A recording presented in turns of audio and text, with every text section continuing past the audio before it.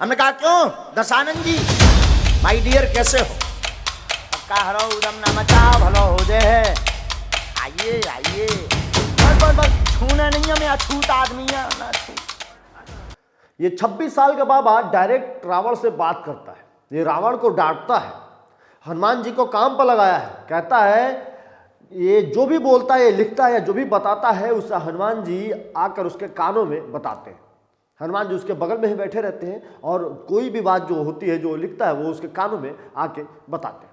यही नहीं, ये सनातन धर्म का सबसे बड़ा ठेकेदार बताता है, छूत अछूत की बात करता है। लेकिन नागपुर से इसके पीछे मुसीबतों के भूत पीछे पड़ गए। ये वहां से अपना कार्यक्रम छोड़कर भाग गया। इस बाबा के बारे में विस्तृत चर्चा करते हैं, लेकिन उससे पहले आप सभी को नमस्कार, सत श्री अकाल, सलाम। मैं हूं अमरीश श्रीवास्तव और आप देख रहे हैं नेटवर्क 24। स्वागत है आप सभी का हमारे खास कार्यक्रम स्पेशल रिपोर्ट में।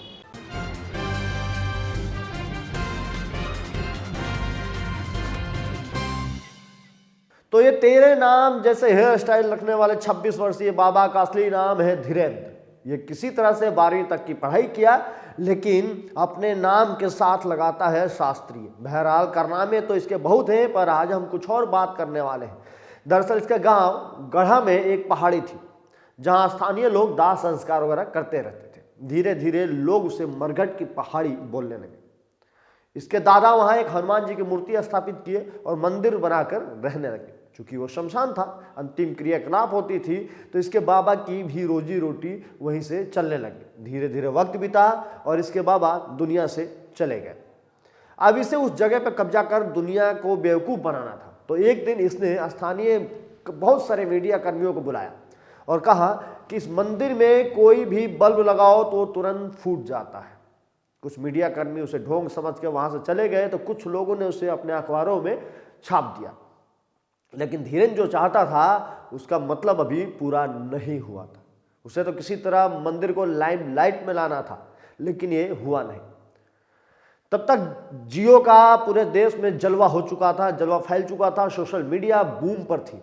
तभी इसने पंडोखर सरकार का एक वीडियो देखा और रिसर्च किया, तो पता चला ये कर्ण पिशाचिनी विद्या है, जिससे मरे हुए इंसान की आत्मा को वश में कर कर लोगों का भूतकाल बताया जा सकता है।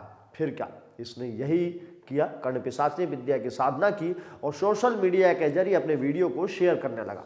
कुछ ही सालों में इसके पास लाखों की भीड़ आने लगी, पैसों की बारिश होने लगी। लेकिन तभी इसके जिंदगी का बुरा वक्त आया। दरअसल इसी साल 5 जनवरी से 13 जनवरी तक महाराष्ट्र के नागपुर में इसका दरबार लगना तय हुआ। ये वहां पहुंचा, दरबार सजा कर बैठ भी गया। तभी श्याम मानव नामक एक समाज सेवी ने इसे चैलेंज दे दिया। उसके सामने यह चैलेंज रखा गया कि तुम ये साबित करके दिखाओ कि तुम्हारे अंदर दिव्य शक्तियां हैं। अगर ऐसा कर देते हो तो श्याम मानव की तरफ से 30 लाख रुपए तुम्हें दिए जाएंगे, और अगर ऐसा नहीं करते हो तो ब्लैक मैजिक एक्ट के तहत मुकदमा दर्ज कर कार्रवाई की जाएगी। चूंकि महाराष्ट्र में ब्लैक मैजिक एक्ट है, जिसमें 6 माह से 7 साल तक की सजा का प्रावधान है। अब ये बाबा जब ये सुना तो अपना कार्यक्रम बीच में ही छोड़कर वहां से भाग गया। ये भागा तो मीडिया इसके पीछे भागी और हो गया हो हल्ला। जब हो हल्ला हुआ तो जनता दो भागों में बट गई। कुछ लोग इसे सनातन का बड़ा ठेकेदार समझ के इसका समर्थन करने लग गए।